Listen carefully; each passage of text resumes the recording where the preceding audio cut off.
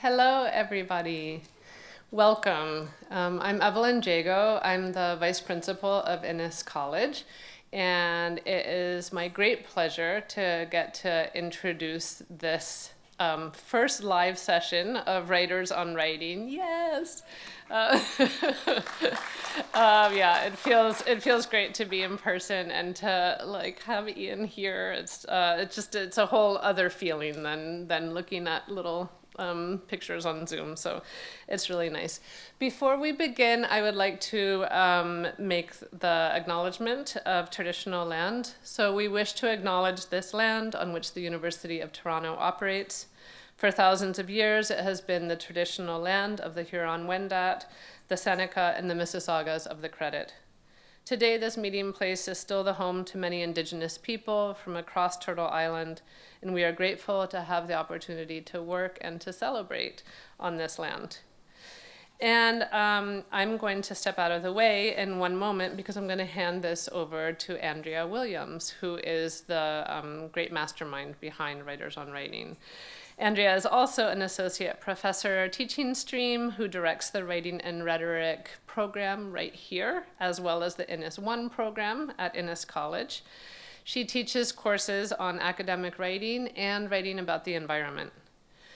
Andrea is also a very busy person because she's the deputy director of the Center for Teaching Support and Innovation. And she has co-authored the book Cross-Border Networks in Writing Studies and has published on writing pedagogy in several disciplines, including biology, chemistry, and economics. So with that, I will hand it over. Thank you.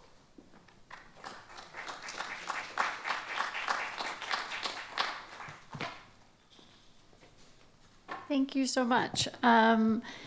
We are so fortunate here at the University of Toronto to have a member of our faculty, Professor Ian Williams, who is Associate Professor in the Department of English.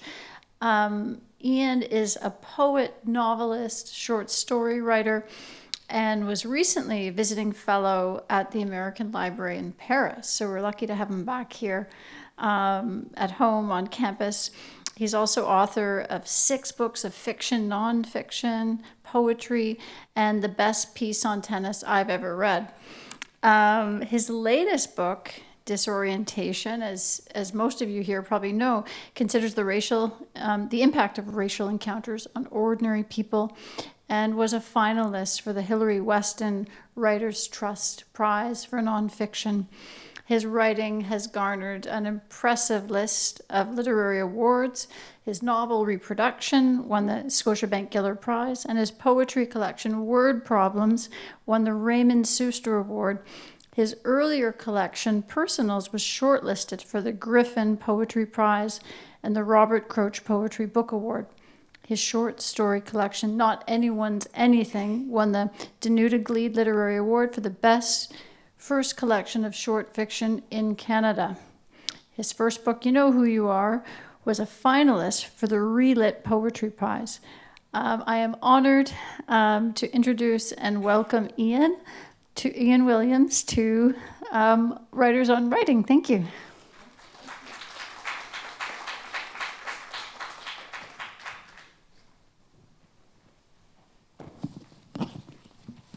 Thanks for that. Okay, I think this is on. Yeah. So, welcome. I'm so delighted to have you and to have you as the first in-person guest writer, Right, and to have you on campus. It beats the little tiles. I agree with you about that, right? Actual faces. Yeah. My first question is, how was Paris? Speaking of traveling and post. Paris feels long ago, right? But you almost become like a different person when you're traveling. You know, your certain resources kick back in. You're like, oh, I need to survive. I need to find out where to get, oat milk. How do you say oat milk in French? Right? Little things like that suddenly become essential. And so it takes you back to that time before you're super comfortable with your routines and you can unthinkingly go to the metro and stuff. Yeah, it really sensitizes you. It was great. It was great. I probably didn't take enough advantage of it, right? I didn't eat enough pastries and stuff, but yeah. And what were you, is it actually time to write there, or are you doing a lot of meetings with other writers? Like Yeah. what's, So that particular residency was mostly a writing residency. So every day it was a beautiful walk, right? Like walk by the Eiffel Tower and you look at the Seine and you go to the little office, and every day I work there. But I stayed in Europe much longer than I needed to. I stayed for about 3 months because I had different events all over. And so just instead of flying back and forth, I just stuck around. Yeah. great. Mm. So several of you have submitted questions, so I'm just going to weave those in to the conversation, and then we'll also have lots of times for new questions to pop as they pop into your mind, or if you didn't submit one in advance. So the first one, it seems like a really good one to start with, was what and or who inspired you to start writing? Do you look to anyone for inspiration in your books? And so I'm kind of weaving in a couple of questions. And which writers have inspired you and continue to inspire you? So maybe I'll start with like the first part of that. So who inspired me to start writing? It was probably like some kind of school assignment, right? Like some school requirement that you must write a journal. Remember those days where you had to like read for half an hour and then you put your head down on the desk and you sleep for half an hour? Then you woke up and you wrote in your journal for half an hour. It was probably one of those things. And I really loved, as like an introvert, that super quiet, like solitary time within the chaos of like the classroom.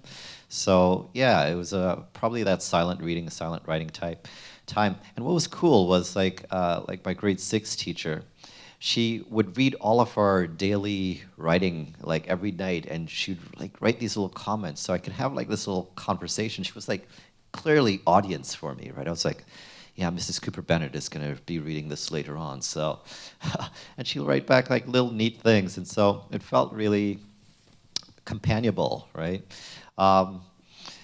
Yeah, that's kind of like a warm, fuzzy answer to it. And the other part of that, I would say, is because I was a lonely child, right? And so not much opportunity to speak, and not many people super interested in what I had to say, I think, as a child.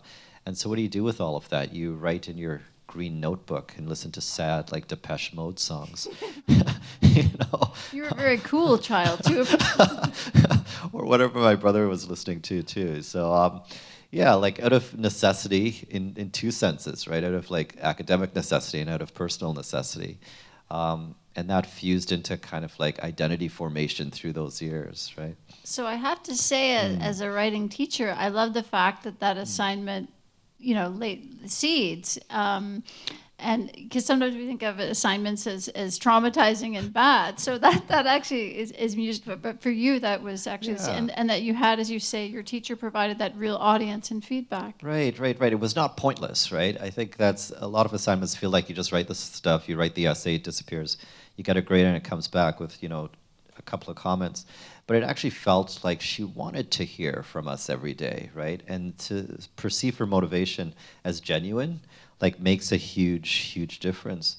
Yeah, I don't know what she's doing right now. I mean, it's Thursday night, and she's definitely long retired by now, and she doesn't even know we're talking about her. But like her interest in like a bunch of 10-year-old kids or whatever, actually it makes a difference. Yeah. Yeah, no, that's profound, the effect that feedback can have, and as you said, like meaningful and purposeful writing assignments. Yeah, I think so. I think just more generally, like the attention that we give each other matters, right? Like it doesn't have to be like this written kind of communication, but the fact that you could sort of talk to somebody across the cafe, like, or on the train or whatever, and actually give them like 30 seconds of your human attention. Those things go a long way to sort of making people's days better, right? You don't know who's struggling with what and who's having suicidal ideation and all sorts of things, right? And just like a little bit of attention from a genuine place, that goes a long way. Yeah. And so what about the writers? Like, were there, who did you, and were these people in school you discovered or on your own? Yeah. So I think there's a lot of sort of Margaret Atwood pushed at us, right? But I loved her, and I loved her. The novels were sort of, read Handmaid's Tale and whatnot. But it was the poetry, right? That didn't come from school. There was like a used bookstore in Brampton that I would go to. It doesn't exist anymore. and I could sort of like read through, and the library, of course, I just read everything that was there. Um, and so I would read like her poetry, and for me, she was like a really stern and severe mother, right? She was just so like no nonsense, very clip grammatical. She would say things like, "Please die so I can write about it." I was like, "Whoa, you're so boss, right?" Um, and so there was her, and there was sort of the melodramatic Sylvia Plath and stuff. I used to read my mother's anthologies because she went back to do a degree at York, and so she would come home with like great books, and so I'd just read through those. And in the library, I just read biographies and nonfiction, and yeah, I was not super discriminating. Just read whatever there was out there. Yeah. And then what about, someone wanted to know, and I love this question, how do you find joy in the process and space of creatively telling stories through your novels and short stories? I like that too, right? Wow. You know what? Like, I don't think I come across as a particularly joyful person, right? Like, are you feeling joyful vibes from me right now? I come across, I think, as quite serious and quite like in my head a lot of the time. And that's true. But I'm also like a Gemini, right? So there are like multiple sides that sort of like don't quite make sense. And I think, even, is this being recorded? Nope. Okay, so even at this moment, there's a friend who like will not talk to me because of a joke I made yesterday, and he was like, "Ian, I'm gonna have to like cut you off for a little bit, right? Like this is," and so I cross a line every once in a while. I thought it was very funny, and it was inappropriate, but it was funny, and he was having a bad day and whatnot. So, but I mean, I do cross lines, and I do sort of like push the envelope on things every once in a while. But I think I kind of get a joy at sort of being at the edge or the limit of things. So I could have a really good, the rest of my life could be just total garbage or total crap, and I can have a really good writing day, a good work session, and then it all sort of, it's worthwhile. I'm humming in the kitchen afterwards, I'm all good. And it's this sense that, oh, I've really sort of pushed something today, right? Or like that scene finally clicked, or that character is like has their own voice and stuff. Like this has happened a few times over the week, and it seems, I think, to the people in my life, like insignificant reason for joy, right? That it's also like abstract and theoretical, and you're excited about these people who don't exist in your book that you've been writing for 4 years, and you got a couple of good sentences today, and now you're over the moon.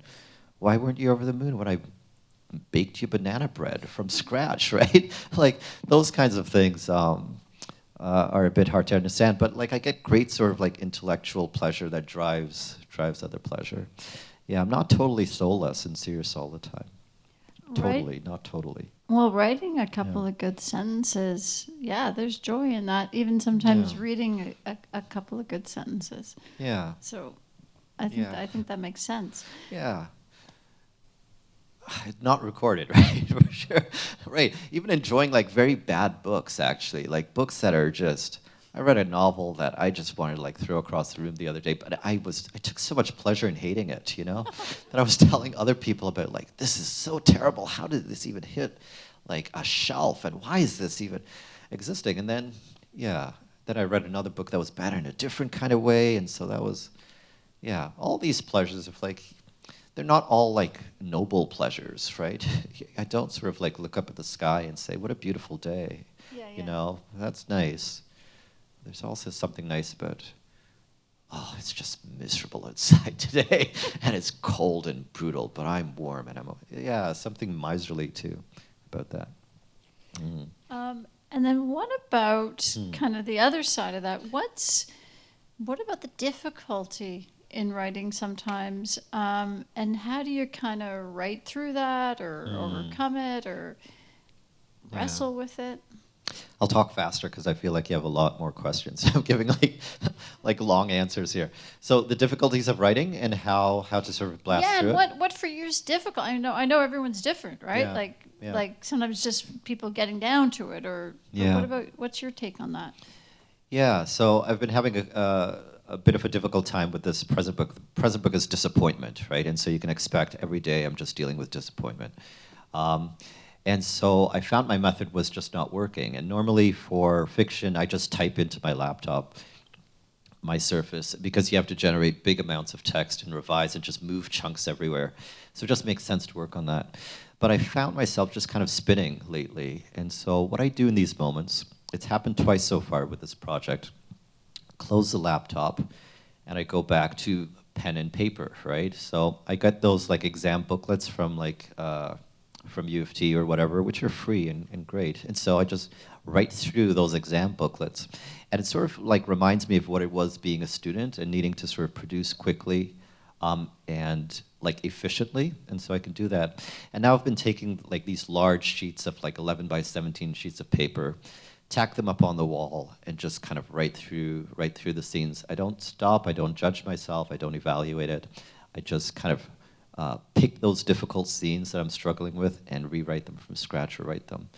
And then I typed those up earlier this week, and it's been promising. So change the method, right? Change how you've been doing things, and then you can also change what comes out. So, yeah. Oh, that's so interesting. So multiple technologies in there. That's right. Yeah. Yeah, and they activate different things, right? The person you are in a Word document is not the person you are in front of an exam booklet or with a Post-it or, your own notebook. So to actually like tap into those different kinds of writing and different kinds of selves that you inhabit, that's important. Oh, I like that. Ideas for teaching. For when, students get stuck and they're looking for, That's right. changing up the tools. That's right. And sometimes we put away pen and paper altogether, and I just say things like, you're going to record yourself telling me this thing and then transcribe it later, right? Okay. So, yeah. Okay. So someone wanted to know about all I rattled off your many awards, and they were wondering, does that kind of put pressure on you? They want to know, do you ever feel pressure when you're writing your next work to make it better from the last? I think they're wondering too, both internally and externally. I wish there were names attached to this, right? So people, you can know who asked this, right? So let's say, pressure, right, based on success. Now, I find it like really liberating, right? I think before the prizes and everything, I've lost a lot more than I've won, first of all. And so I'm quite used to like not winning things and failing and flunking out at things.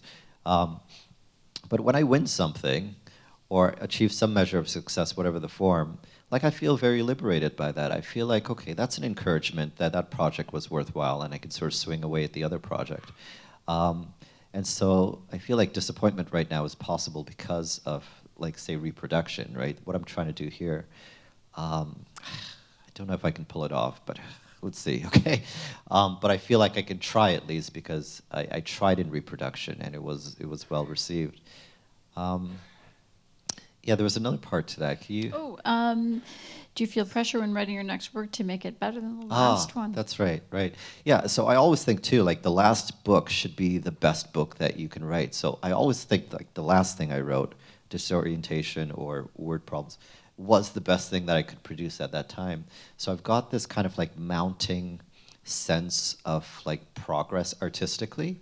And it doesn't mean that it's the best selling or that it's the best reviewed or that I'd even won a prize, but I feel like artistically I've sort of grown with each poetry collection and with each project. And I think like that matters to me, to have some kind of validation that doesn't depend on, market or prize culture or something, right? To have your own sense, like, I'm not putting this out into the world until I've blown myself away, yeah.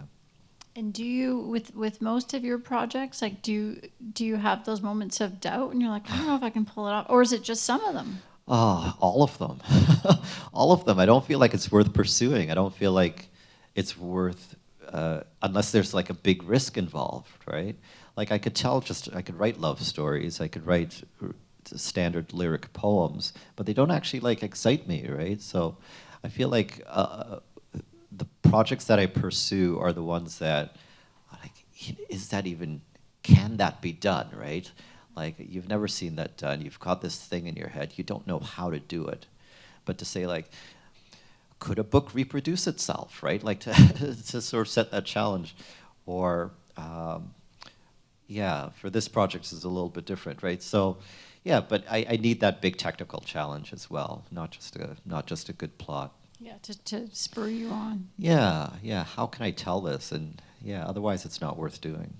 Yeah. And what tips would you have for folks interested in writing, but who kind of don't know where and how to get started? And then, if you don't mind, I want to add on to that a little bit. Like, yeah, would it be different for colleagues versus students, or any, like, what are some things that you would tell someone who is just maybe beginning to write? Right, right. Tips to write. Yeah, I would say like try not to get paralyzed by like your ambitions or your expectations of what like good writing is, right? I think a lot of it just comes down to just doing a lot of like dull writing or free writing, right? Like without the sense that it must go somewhere, or the sense that it must be planned.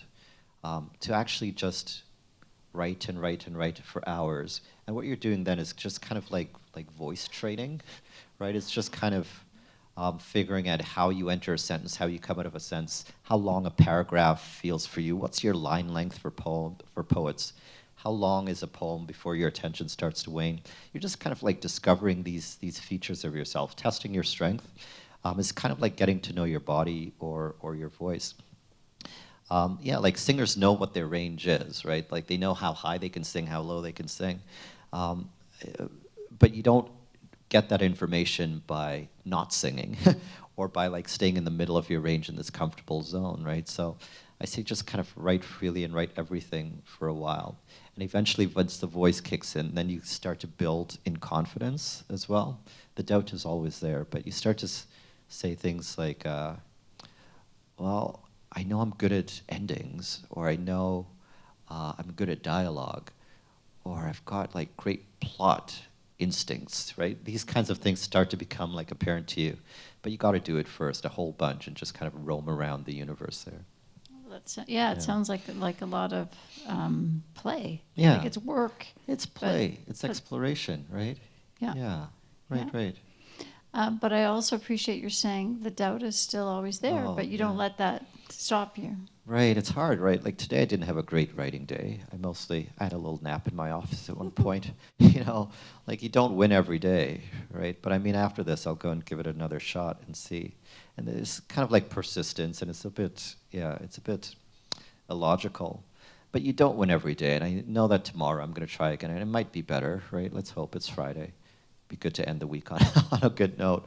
But this sense that, yeah, I've written 6 books, but the present book, the new project always feels like you've never written anything, right, to a degree, because the demands that it makes on you, if you're really trying to have like a genuine like artistic intervention and not just like repeat the thing that you're doing or that you've been doing.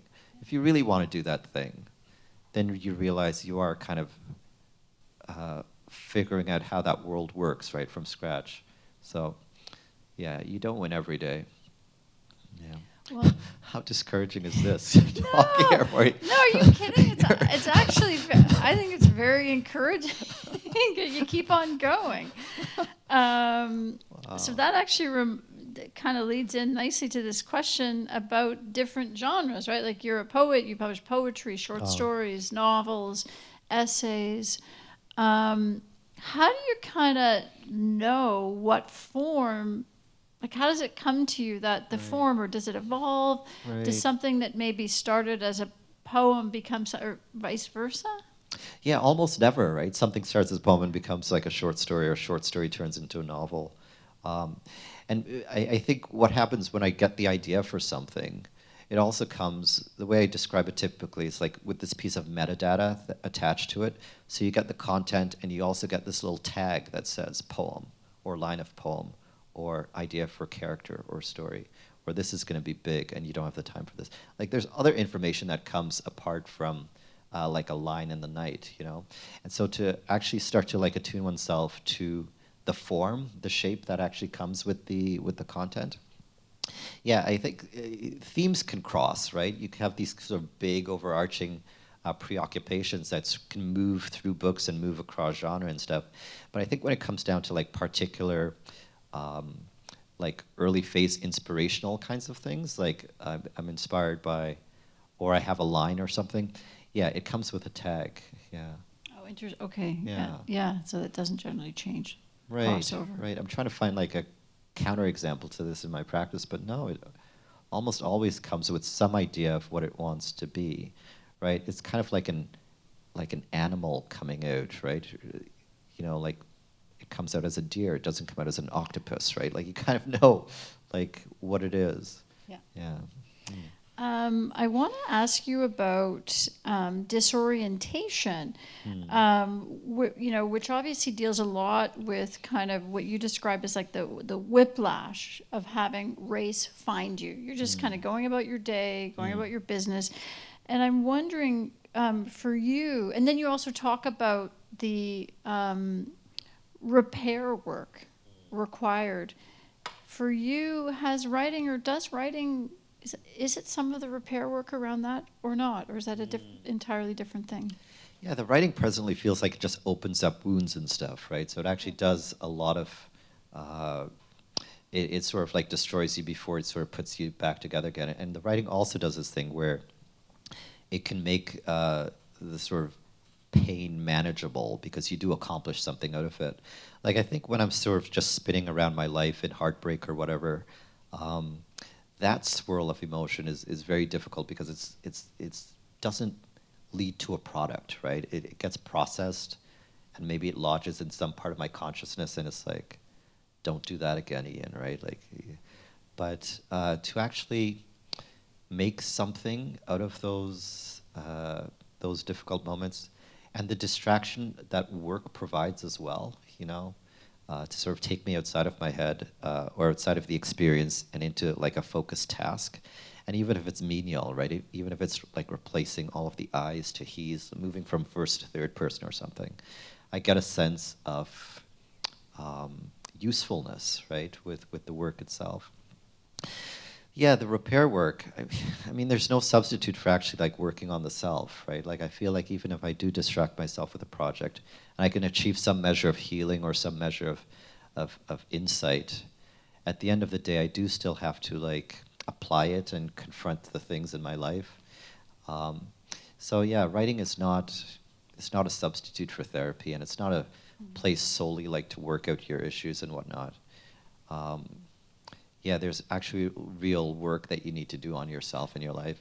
It gets fuzzy, right? It absolutely gets fuzzy. With my grad students, we do these things where we work on capacities for that good writers need. So there's a week that we work on courage, for instance, right?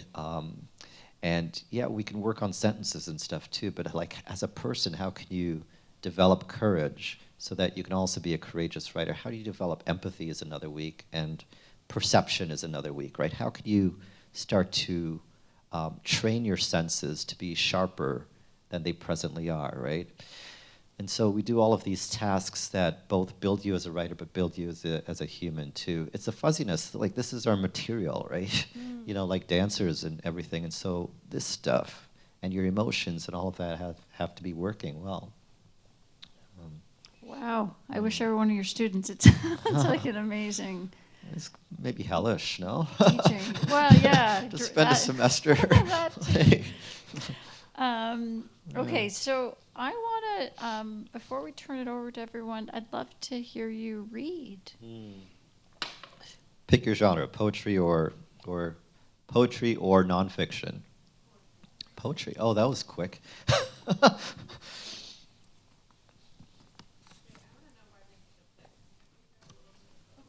Yeah, I'm hoping that you're just picking what you're going to read first. Okay, up to you. So, I always want to preface poetry, like especially to sort of like contemporary audiences, by saying, like, let down your academic guise and don't try to understand everything. You know, like just like situate yourself in the language and let it wash over you. You don't have to understand everything at the first pass. Okay. So this poem is called "Tu me manques," in French. "Tu me manques" is how the French miss. Backward, like car wheels in commercials. You me, miss. Word every possible the place wrong in. There are only three. I had a farm in Africa. No, just a friend on the French-Swiss border who argued the English, I miss you, didn't make any sense. Had?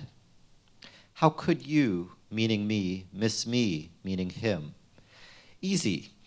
You, he explained, miss me because we are not together. Who's missing, I wanted to know. You are. You are gone somewhere from me. La lune. I cannot be missing from myself ever. You are missing from me, and here he clamped a love handle, and that causes me great, how do you say, l'angoisse. We are apart now. We never met, actually. We Skyped through the cheesy maze of our friendship. He made a joke once when I asked for details. He had a postdoc on breast cancer proteins, that he was in charge of terminating the rats by guillotine. That was the joke. Then he quickly explained the real way, an injection, I think. How faint the tune. I could never tell how tall he was or ask correctly in French how high the moon. As long as we're longing, I had a farm in Africa. No, just another friend on the border of Rwanda and the Congo who said, I miss you, for tu me manques was a perfect and incorrect translation.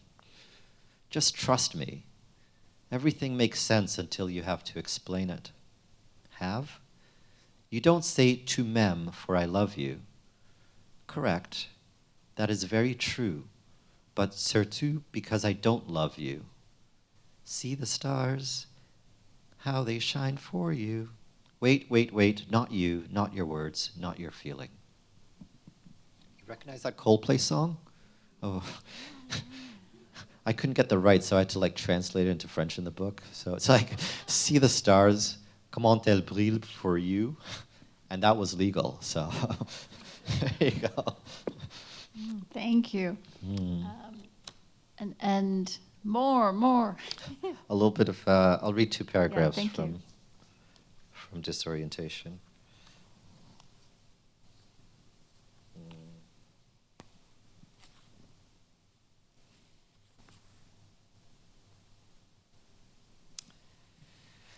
Okay, one, two, maybe three paragraphs.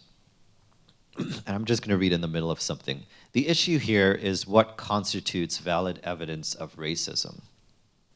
Let's use an example from Claudia Rankine's Citizen. You're at the drugstore, and a white man darts in front of you with his items. The cashier informs him that you were next. He turns around, surprised. I didn't see you, he says. You politely suggest that he must be in a hurry. No, he says, I just didn't see you. Is this experience racist? It's pretty easy to dismiss, no? The man says he didn't see you. Done. Why go and make the incident out to be a microaggression? To understand how difficult that question is for black people to answer, try switching the terms. Imagine that you're explaining to a skeptical friend that you think Leslie is interested in you. She messages you a couple of times each week. You had coffee once. She's recently out of a relationship. She told you that. The evidence, even put together like this, seems thin.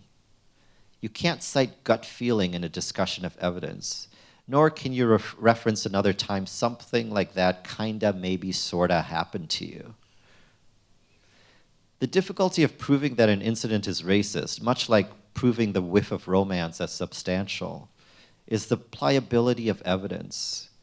Of course there are other explanations. The man who darts in front of you has reduced peripheral vision from advancing cataracts. Finding irrefutable evidence is like observing subatomic behavior. The minute you observe the electron, it has shifted elsewhere. So I understand when some black people say they're no longer going to talk about race with white people. They've had too many reasonable Enlightenment-era conversations where they respect the wanton interpretations of others while being forced to defend their own. It seems to me that empathy is only possible if people are willing to suspend doubt, even temporarily. And then it goes on. Thank you.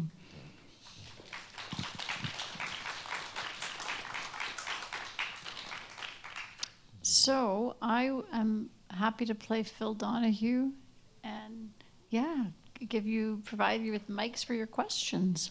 Oh, this will be nice.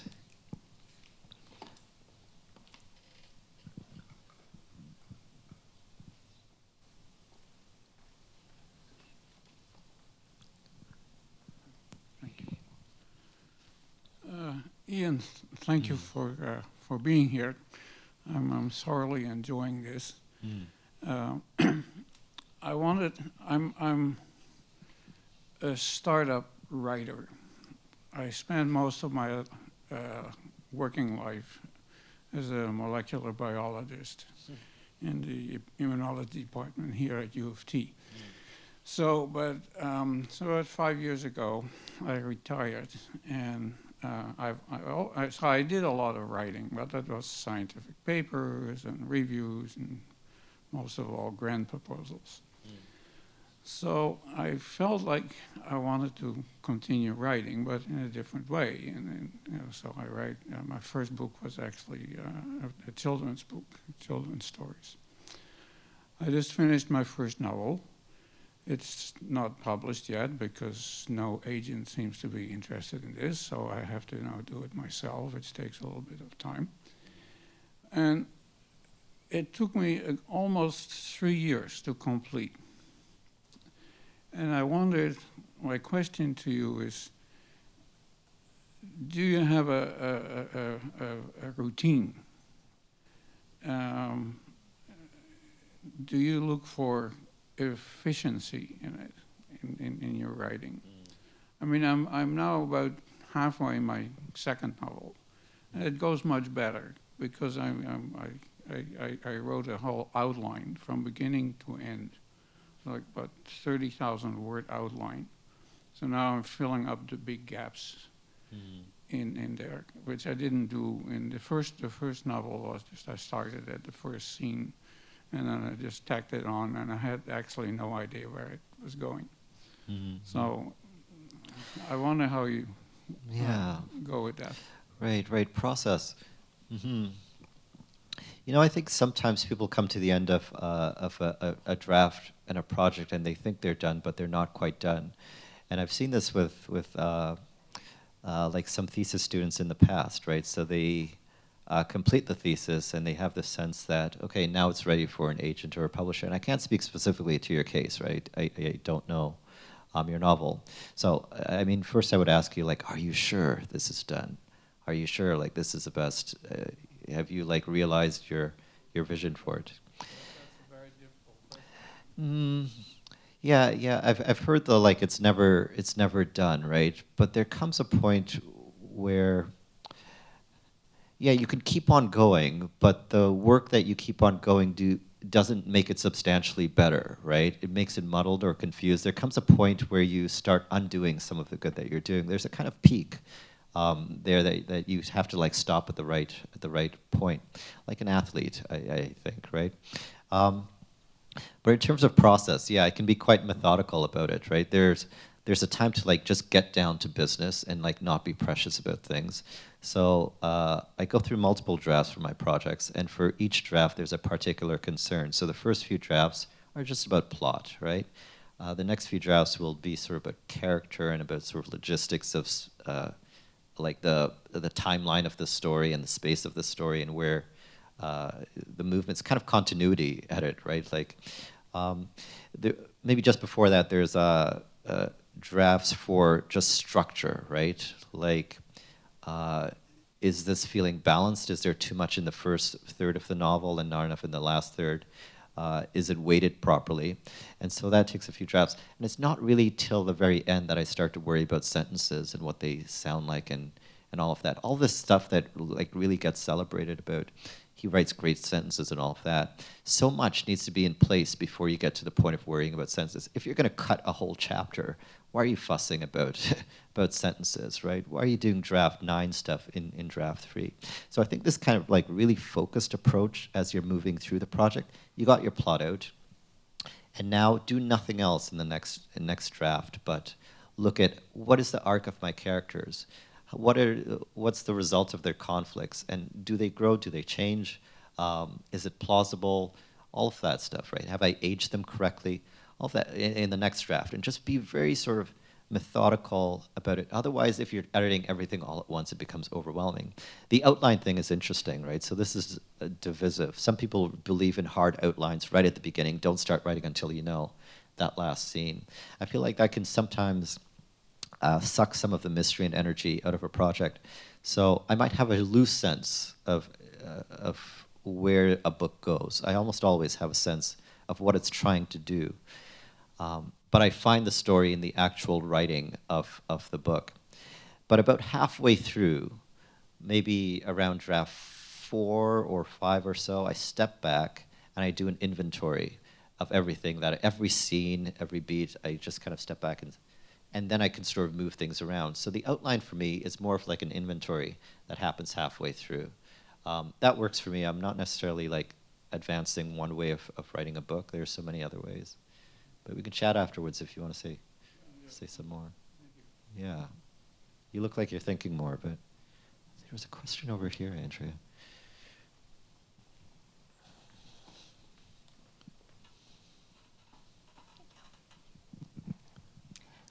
Your answer to the very first question, you talked about writing and early identity formation, and I was curious about, at this point in your life, how much of your identity is being a writer, or is it just something you do? And does that relationship, or like, does that piece of the pie of you, of being a writer, change and shift, and does that have any impact on your writing, the way that you perceive yourself as a writer? Yeah, like, I mean, in different contexts, especially early on, right? I didn't identify as a writer. You know, if you're talking to your girlfriend's parents or something, you don't say, I'm a writer, right? Like, goodness. You got a doctorate, you're going to say you're a writer. Like, you know, there are certain things you do in different things for code, for ease of mobility or whatnot. But at some point, I had to integrate how I thought about myself and how I presented myself. So, I mean, for a long time, I've thought about myself as a poet. And I started to say it more, like, just overtly, regardless of context and stuff in the world. And that like, admission, that kind of confession was really, like, important somewhere in my 20s to actually start saying it and start claiming it, and not sort of, like, receiving it almost as if in shame or something, as if there was something wrong with it. Yeah, I think about myself primarily as a writer, but not in the same way I did at 30, 32, right? I think about myself as a writer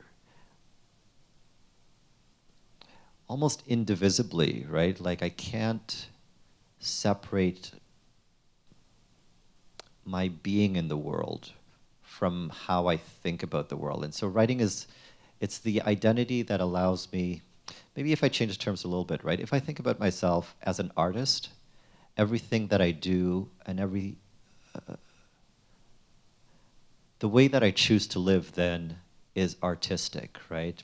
So it's not an identity that I put on and I take off and I use conveniently in some settings. I go to the grocery store and I'm an artist, right?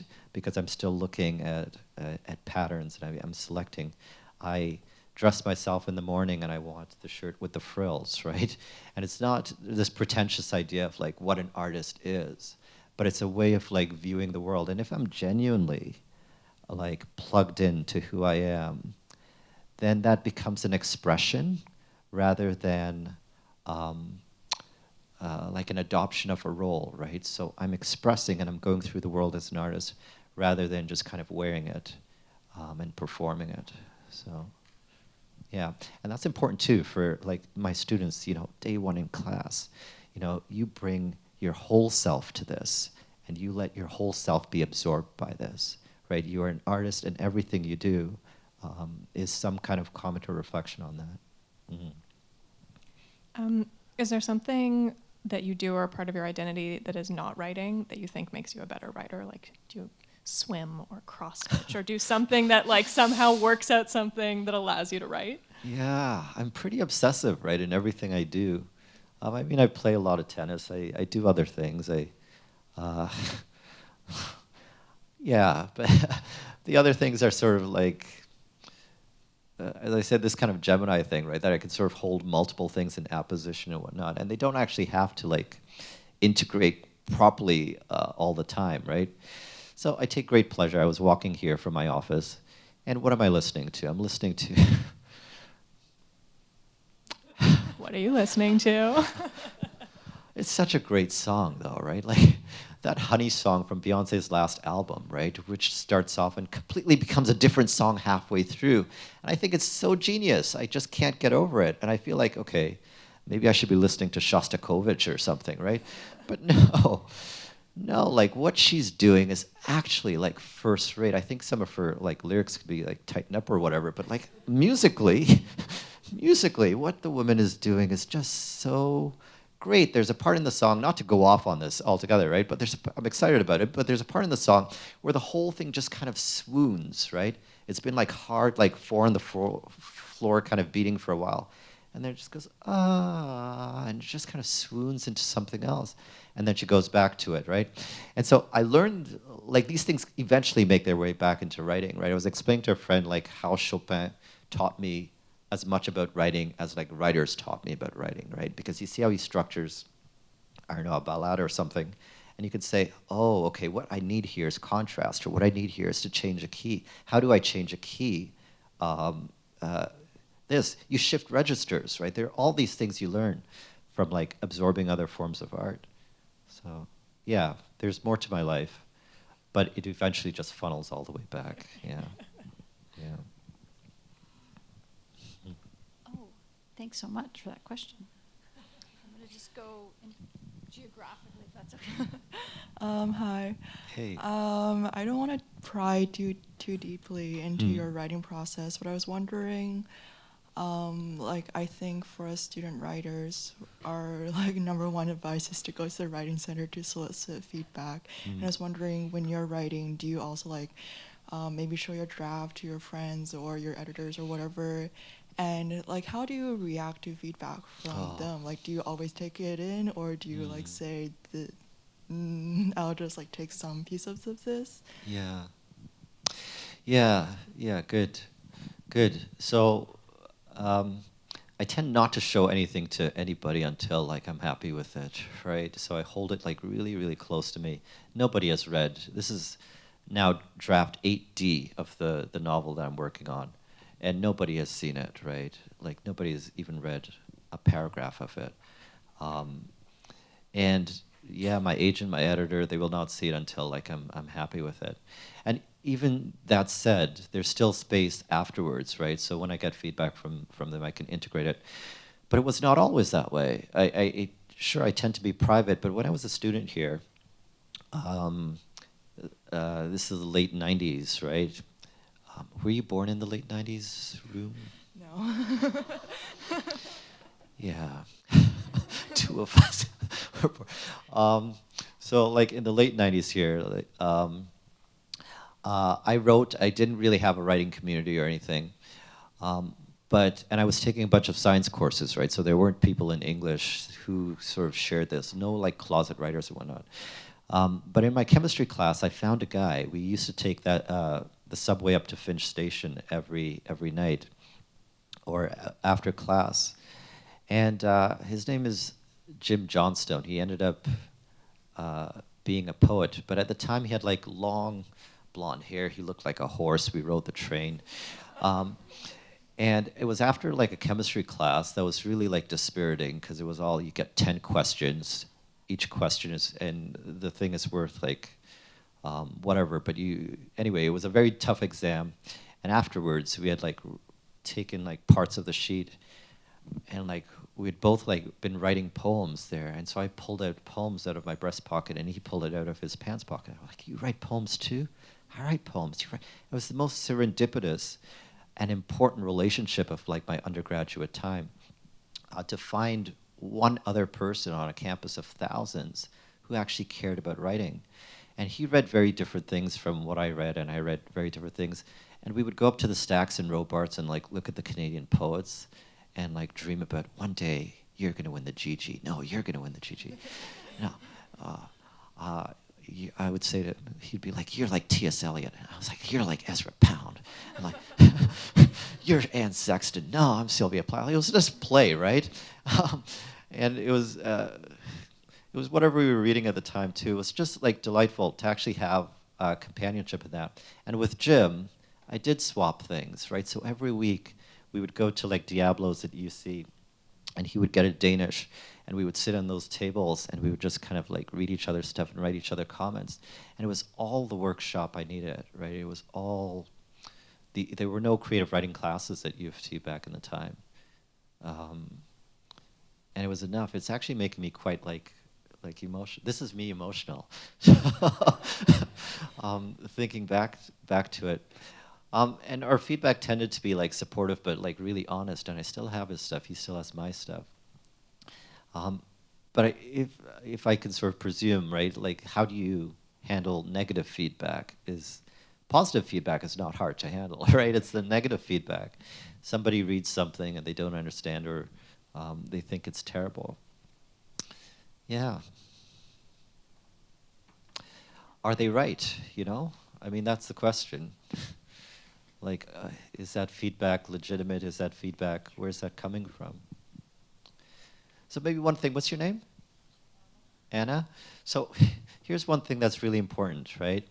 And I've been saying this quite a bit lately to people, and it's a quotation, Dorothea Lasky, she's a poet, and she says that all writers must have like two qualities, both like incredible arrogance and also humility, right? And so I think one needs the arrogance to believe that, hey, what I'm writing is worthwhile, what I'm writing matters, at least to me and a couple of other people. And then the humility to say, like, but maybe it's not very good right now, or maybe I'm going to let that doubt play out a little bit in my head. So yeah, both the confidence, maybe not as far as arrogance, right? She says arrogance, but maybe confidence and humility as well. Yeah. Hey, Ian. Hey. Thank you for sharing so openly and authentically about your process, as well as the things that you look forward to outside of the world of writing as well. And one of those, you asked earlier, Andrea, in regards to people who inspired you or people that helped you along in your earlier years. I think Peter was also someone that helped you along as well. Do you know him? I don't know Peter personally, but I know of your remarks about how he inspired you and what he did to, instill in you a sense of courage, but also a sense of focus in regards to the craft of writing in those early years. Yeah. So that was fascinating to read. But also I remember when you won for Disorientation, you talked about, the themes in the novel and the text are important, but also, so is buying your broccoli and making sure that is affordable. And this is before we had inflation as it is now, right? Yeah. So almost like you were forecasting that we're going to have an issue with grocery shopping after winning Disorientation. And it's almost like a lot of us now are disoriented trying to shop for different things like gas and the groceries. I wonder, though, in regards to where you're at now and, watching from Wimbledon to the US Open, Naomi Osaka to Felix Auger-Aliassime to Roger Federer stepping away, and It's last night. It's almost like you know me. This is really creepy. A little bit, It's like we're going back and forth tennis-wise. I'm curious, your impressions of our youngsters that are doing quite well on the tennis scene, world? Canadian. Ah. And what's your impression of them? But also, if you were to be the Gemini self that you are, and transformed and transfixed yourself into a tennis star, who would that star be? Oh, damn. So, like, I'm obsessed with Felix Auger-Aliassime. So he's this young kid. He's Canadian. He's from Montreal. And since he was a junior, people touted him, he's going to be the next big thing in tennis, if you're not a tennis fan. And they said he's going to replace the big three, the big four. And then I was saying to a group yesterday, what happened, he's 22 right now, And after all of those predictions, he lost his first final, his second final, his third, his fourth, his fifth, his sixth, his seventh final, his eighth final, right? And that's not counting all of the stuff he lost like before he made it to the finals, right? This is just, he gets this far and he never wins anything. And your career's short as an athlete. So 8 finals, and what's happened lately, earlier this year, he won his first tournament in Rotterdam, and the direction this conversation has turned to, right? And in the last 3 weeks, he won 3 consecutive tournaments. Today, he won in Paris, like by an incredible score of like 6-1, 6-3, or whatever. Like, he's just tearing it up. And where did this come from? My wallpaper on my computer is a photograph of Felix Auger-Aliassime winning his first tennis tournament, right, earlier this year. And he's like, this is like the expression there, right? Like he's celebrating, but also it looks almost like he's in pain because behind that victory are 8 losses. And for me, like when I open up my file in the morning and I look at that and I was like, oh, today, Ian, you had a bad day writing, but 8 losses tomorrow, you know, maybe, right? Maybe the hope that keeps alive. And before that, it was Nadal, who was my wallpaper. Knee surgeries kept coming back, kept coming back. Who would I come back as a tennis player? Dead or living, or just must be? Living, active, or retired? Either gender. Either gender? Active or retired, right? That's fair game. I'm going to disregard your instructions. I think I would like to be. Is it pure talent or potential that we're going? Okay, so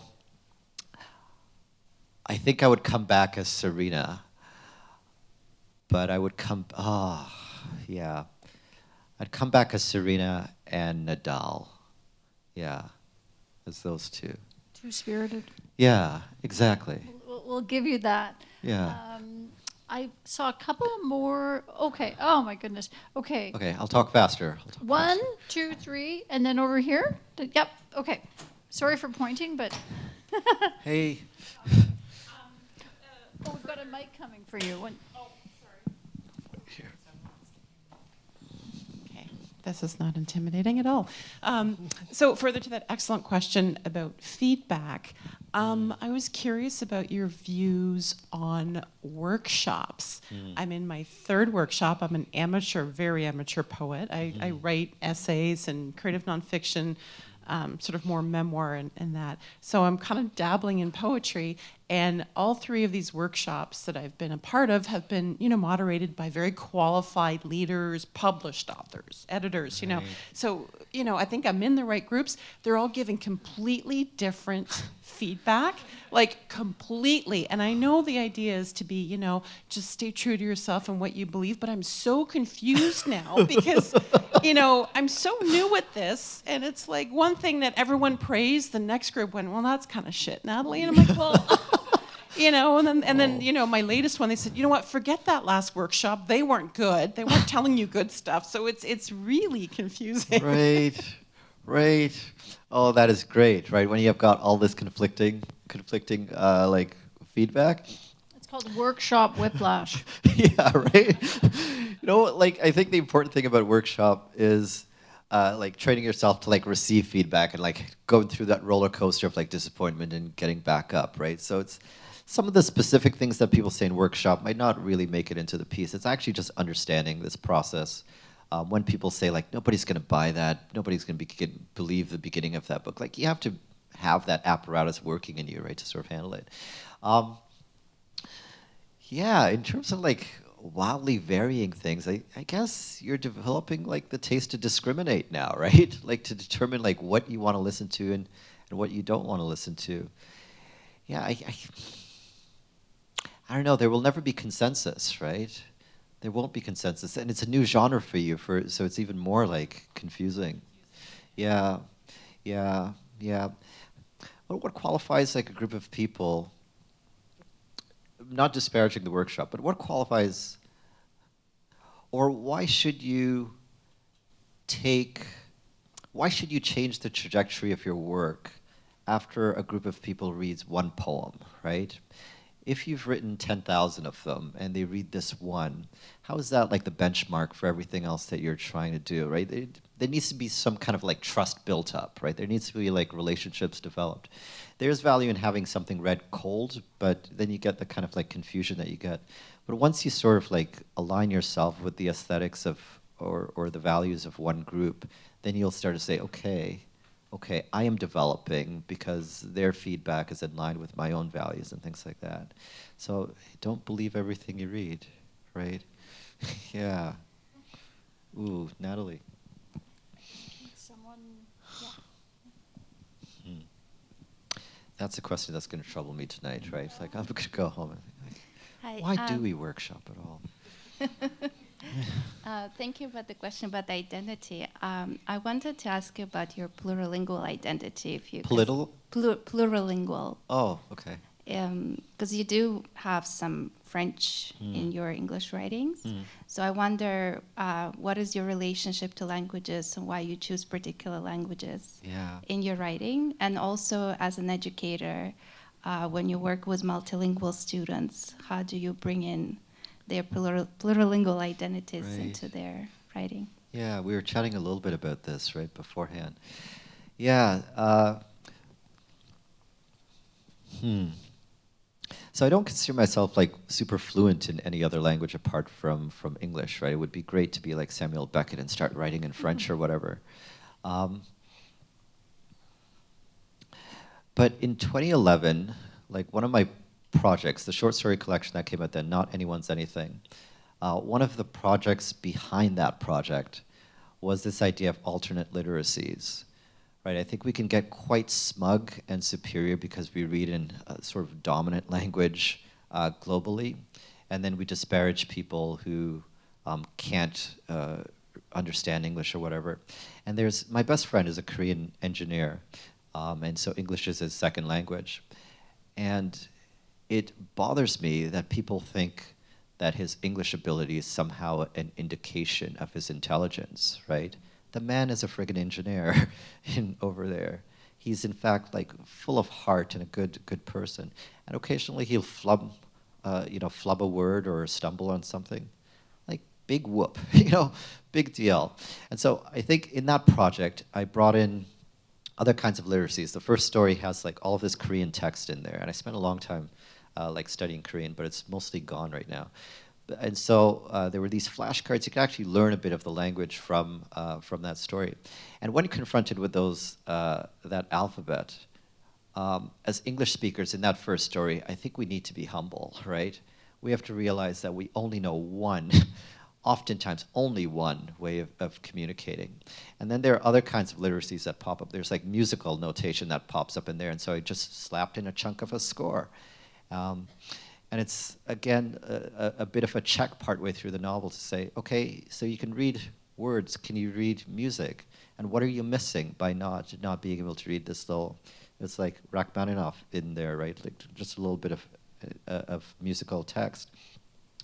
And so I think multilingual writers or speakers are always at an advantage, right?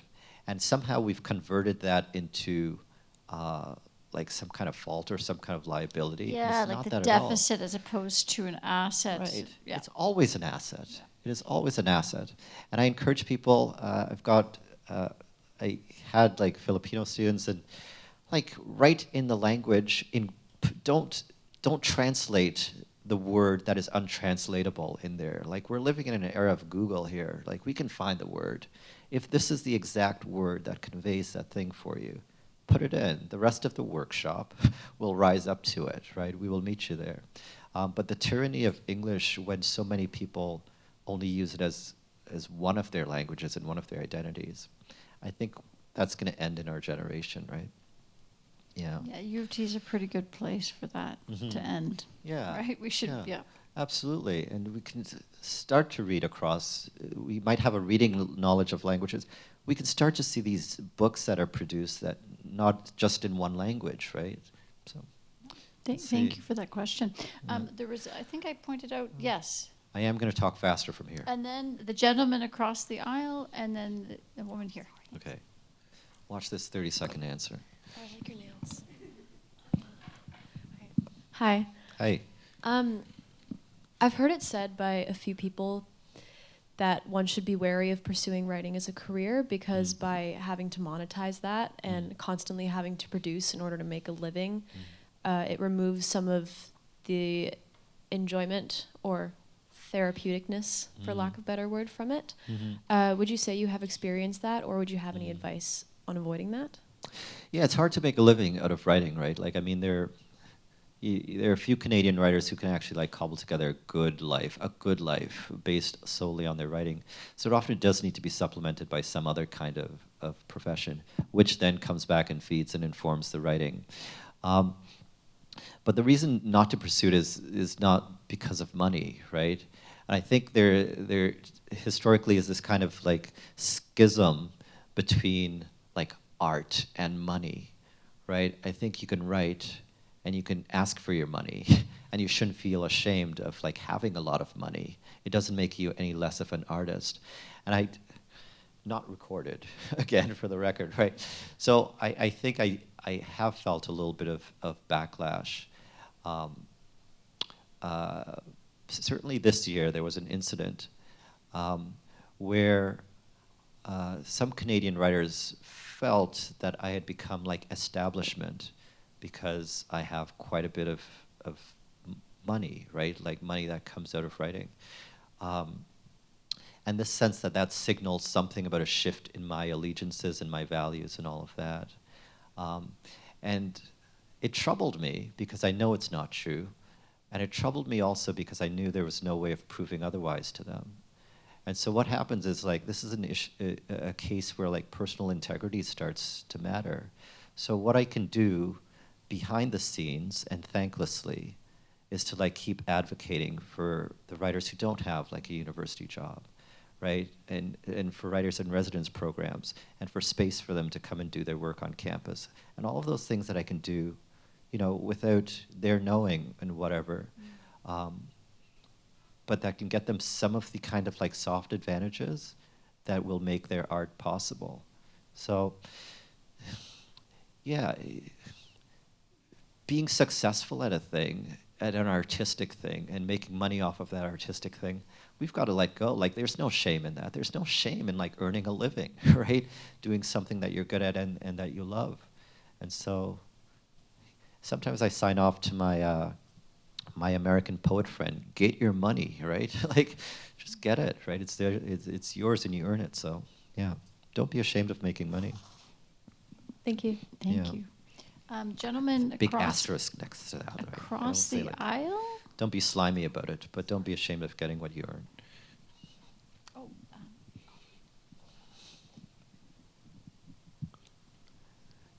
I like your last answer, so Yeah. thank you for that. Mm. I think we always have to look out for just emergent writers and put back that energy and reciprocity in the system. Yeah.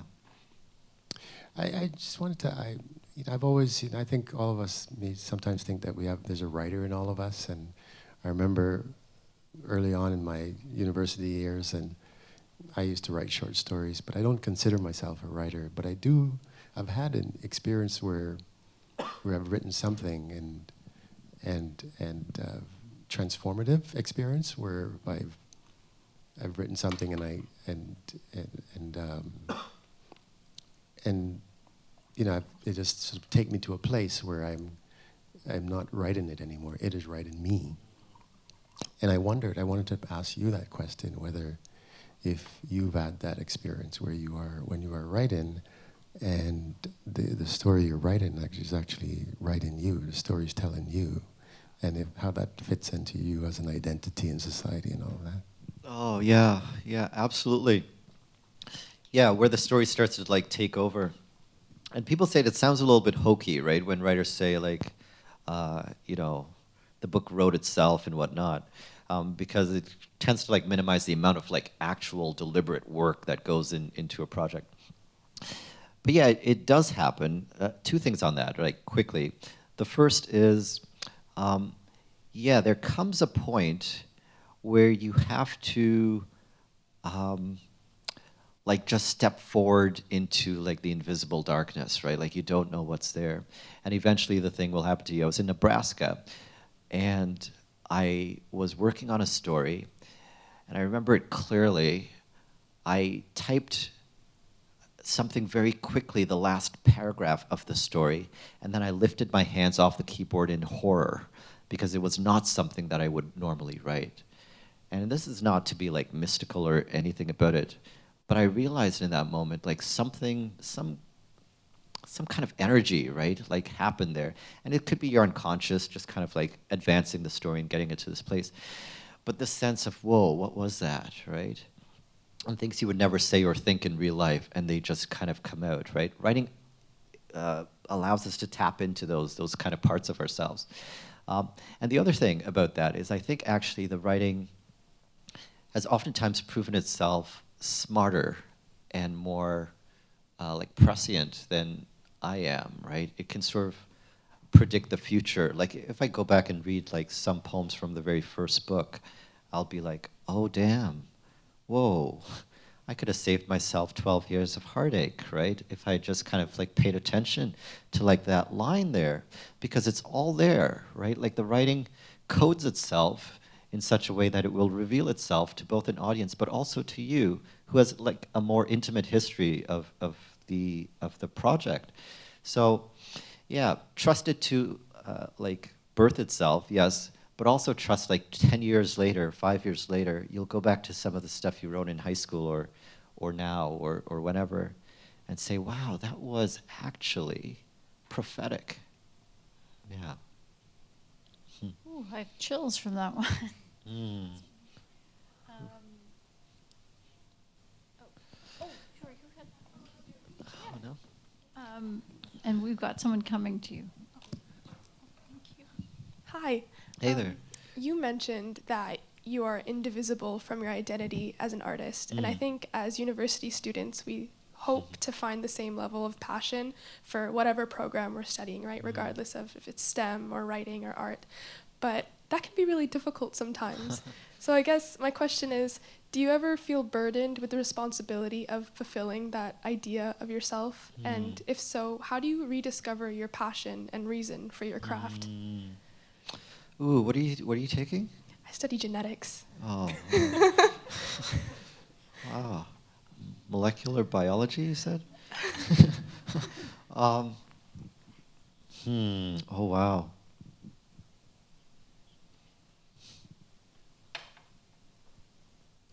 Yeah, I need to think about that.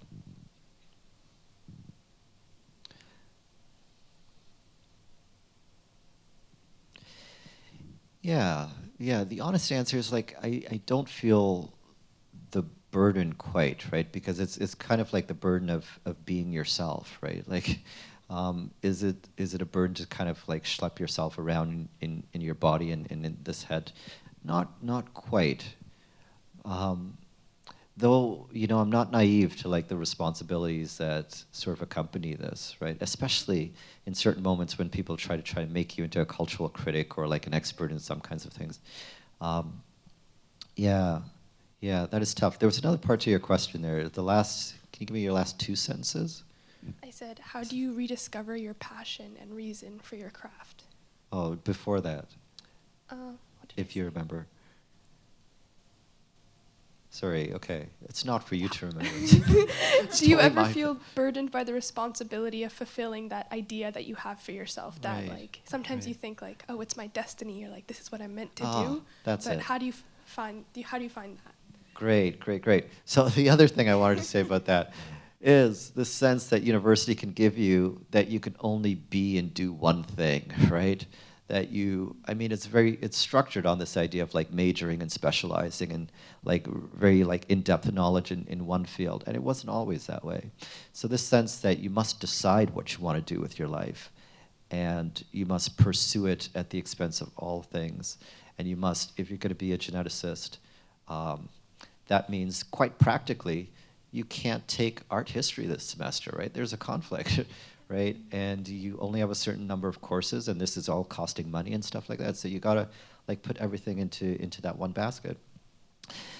But that's an incredibly like reductive idea of what human life is like, right? What human potential is like. And so we do have a number of people who end up being very frustrated in their lives because they were forced to choose like something almost prematurely, right? And then you realize like, no, I didn't know the pathway to the thing that I really wanted to do. I didn't have the resources to do it. And I didn't have the support or courage to do it. I mean, those are very real barriers when you've got to think about how you're going to support yourself for the rest of your life. But so I started off like in the sciences. This is not a conversion attempt or anything for you here. I started off in the sciences. And I took those 4 courses in the beginning going into like the human biology program, right? Calculus, chemistry, 130, bio, and I took like a psych course. And I took like 1 English course. And it was really important to me to have one piece, right? Just like one thing to myself. And even in my life right now, right, like a lot of things can be decided for me, but there are certain things that are like non-negotiable and certain spaces and certain times that are absolutely mine to do with as I wish. And I hope that you can find this thing for yourself, right? I hope you can insist on one thing that feeds maybe something impractical about you, or that's not going to lead to another zero on your paycheck or whatever, but it's still like really essential to keep you alive. If you want to sing, like sing, right? Like find that thing and do it. So. Thank you. Thank you so much for your wonderful questions. I also want to thank Shayla Anderson for Shayla here.